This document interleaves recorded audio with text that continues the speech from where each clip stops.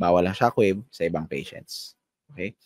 Hindi siya pwede sa mga buntis. Kasi sa mga pag-aaral, meron siyang potential deleterious effects sa fetus. Okay? So, mechanical ang shockwave eh. Parang pinipidik at ng ilang libong beses yung tina-target mong lugar. So, kung magkamali man siguro ng pag-target or pag may tinamaan na vital structure na pwede mag-compromise sa blood supply or dun mismo sa fetus mismo mechanically, hindi siya magandang gamitin talaga sa buntis. So, hindi natin shockwave ang pasyenteng may bato, ang pasyenteng buntis na merong bato. Kung kinakailangan talaga kasing mag-intervene sa patients na merong nabuntis na merong bato, we do it on the second trimester, and yung minimally invasive, yung least invasive and least deleterious yung ginagawa namin. Kung pwedeng stent lang muna, nilalagyan muna lang namin ng stent. Kung pwedeng lagyan ng percutaneous tube, kung kinakailangan talaga, doon namin ginagawa. Yung definitive,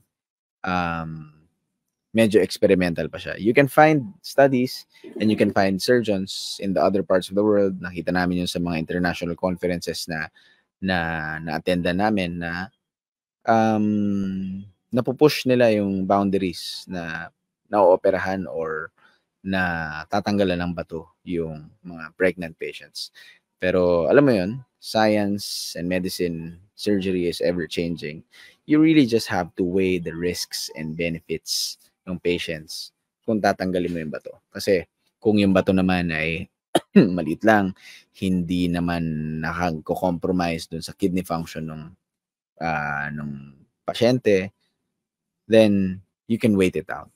Parang ganun yung prinsipyo doon. Okay? So, as much as we can, we do not perform shockwave lithotripsy with pregnant patients. Also, hindi pwede ang shockwave lithotripsy sa mga pasyenteng merong bleeding problems, blood dyscrasias, yung mga mabibilis mag-bleed. Dahil although non-invasive at minimally invasive ang shockwave lithotripsy, mataas yung potential niya magdugo. Lahat ng dadaanan ng shockwave habang pumipitik-pitik, potentially pwedeng pumutok or masugat yung mga maliliit na ugat. Lahat ng pwede niyang daanan. And if ever mag-rupture yung mga maliliit na ugat or even yung mga malalaking ugat, pwede mag-bleed continuously yung patient at minimally invasive nga, pero dinugo ka naman. So, hindi siya ideal talaga for patients with bleeding problems. There are other options for these patients like retrograde ureteroscopy, retrograde intrarenal surgery, ureteroscopy. Mas safe pa yon kumpara sa shockwave in terms of bleeding. Kapag merong active infection ng patient, urinary tract infection, we also do not perform shockwave lithotripsy. We give antibiotics, treat the UTI first before performing any procedure. This goes with almost all of our procedures na ginagawa sa mga patients namin. Kapag may active UTI, we do our best to treat the infection first. Pero there are cases na hindi talaga nawawala yung infection kasi yung infection minsan dun mismo sa stone nanggagaling.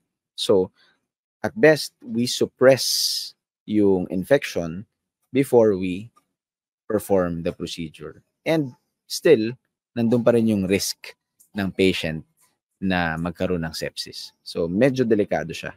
Pero sa shockwave, generally, we do not perform shockwave lithotripsy in patients who have active na UTI. Sa mga merong skeletal deformities at morbidly obese patients, sobrang mataas ang BMI, baka hindi effective ang shockwave lithotripsy dahil mahirap mahirap i-target yung stones kapag malaki yung skin to stone distance ng from the lithotripter towards the stone. So baka hindi rin mabasag na maigi yung bato. There, again, kapag hindi pwedeng shockwave, there are other options. Pwedeng PCNL, using longer instruments. Pwedeng retrograde intrarenal surgery. So nakahiga yung pasyente, sisilipin all the way up to the kidney para matanggal yung bato. Okay?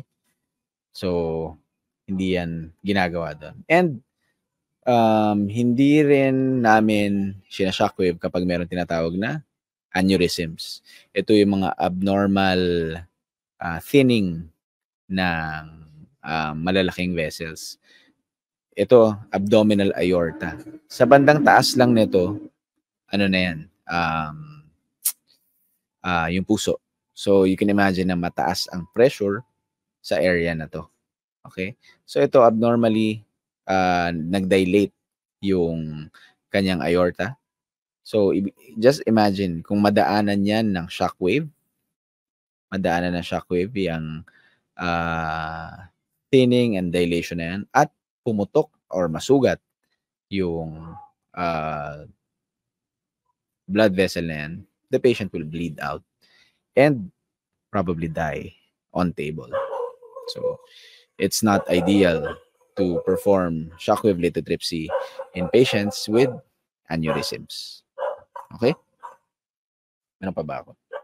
And, ito pala, in principle, kapag halimbawa meron kang bato sa kidney, yan, may bato ka sa kidney, tapos, pero may pagbabara ka dito, banda. Hindi ideal na i-shockwave mo to kasi saan pupunta yung bato? Magbabara lang rin yan dito. You need to address first the